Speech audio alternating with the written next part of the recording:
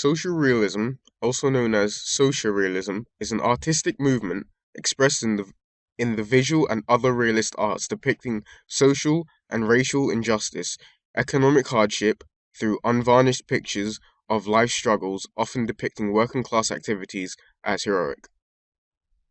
Said genre is considered Britain's main form of cinematic cinema. Better than any other genre, social realism has shown us to ourselves pushing the boundaries in the effort to put the experiences of real Britons on the screen and shaping our ideas of what British cinema can be. The text tends to focus on the type of characters not generally found in mainstream films. Social realist films follow characters who are found more on the social margins of society in terms of status and power. Usually, a social realist film deals with issues such as drugs, sex, poverty, class, or religious or political issues.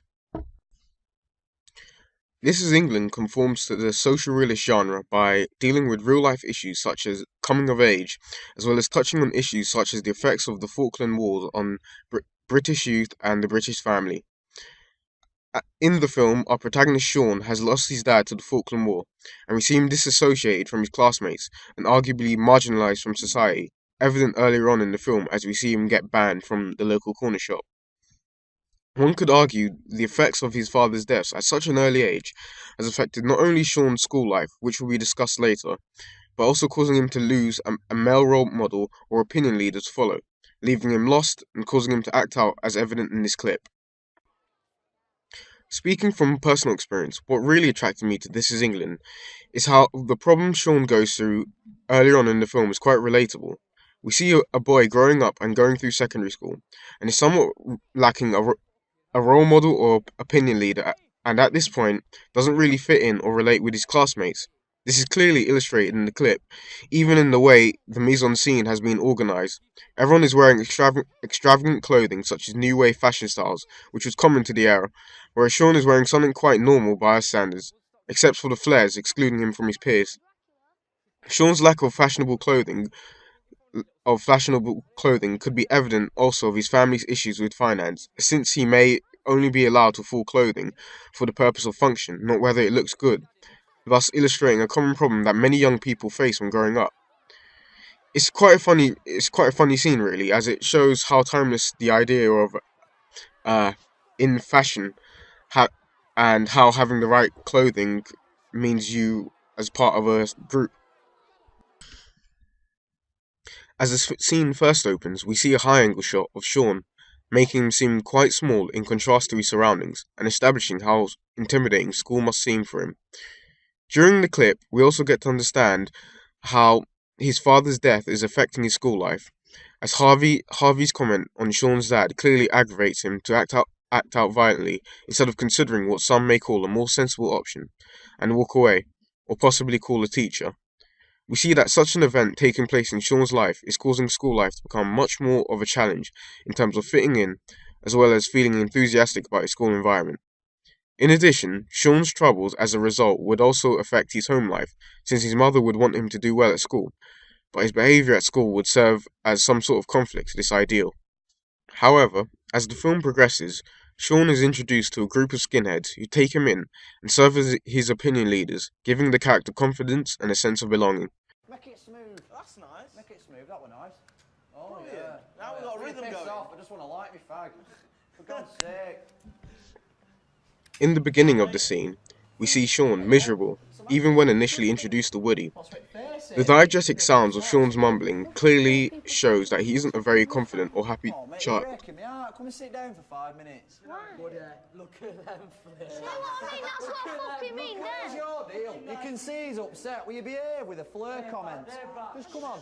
5 minutes. Just come and have a sit down, mate. But Come you on. all just pick on me. Everyone does. Oh, come and sit down, mate. I feel bloody sorry for you. Just come and sit down 5 minutes. Just give me 5 minutes to make you feel better. Come on, mate. Bloody hell. It can't be that bad, eh? So what's this? Who's picking on you, lad? Some lad at school. As the sequence progresses, we see a two-shot of Sean and Woody, in which we can see Sean's uncomfortable demeanour, illustrated by how he holds himself closed off from the others, as well as looking down in contrast to Woody's more energetic and relaxed mood. I've got one of those for you. My name is is Harvey. You're drawing a fine line. Such a composition of a shot, mainly focusing on the two, could perhaps show how Woody already serves as the Sean who Sean wants to be, by placing Woody in front of Sean and have him sit in front in a similar way, almost like a future version or an ideal version of the protagonist. I've got one of those for you. My name is Harvey. The scene features various close-up shots of Sean's face to convey the change in his attitude and emotion as a result of Woody, and we even cut back to the two shot of Woody and Sean, this time with Sean looking towards Woody, signifying how he's become this role model to the character. What is your name? I'm Sean. Sean, I'm Woody, mate. Nice to meet you. That there's Milky, my main man. Pukey's a bit of a nutcase, don't wind him up. That's Kez, he's pretty chilled out, he'd be alright. And this fat idiot's Gadget. Additionally, when the character Gadget is introduced, and he asks Sean to move, Sean initially turns to Woody asking, "Shall I move?" Which one could argue how this evidence is how Woody has now become this opinion leader to Sean, as the character confidently seeks and trusts the advice of Woody, even though someone else has asked him to do something else. This Is England also touches on political issues that surrounded the 1980s, as seen early on in the opening credits of the film, which features a montage of scenes from significant events from the decade, such as the miners' strike, the Greenham Common protests against the sitting of American cruise missiles, as well as the Falkland Wars.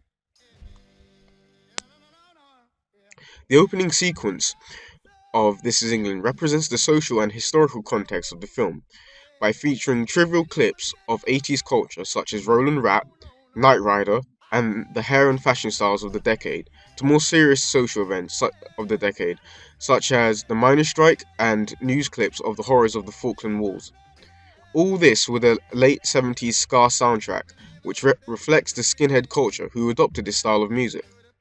In addition to this, the opening features stencil-based text referring to the army and the war.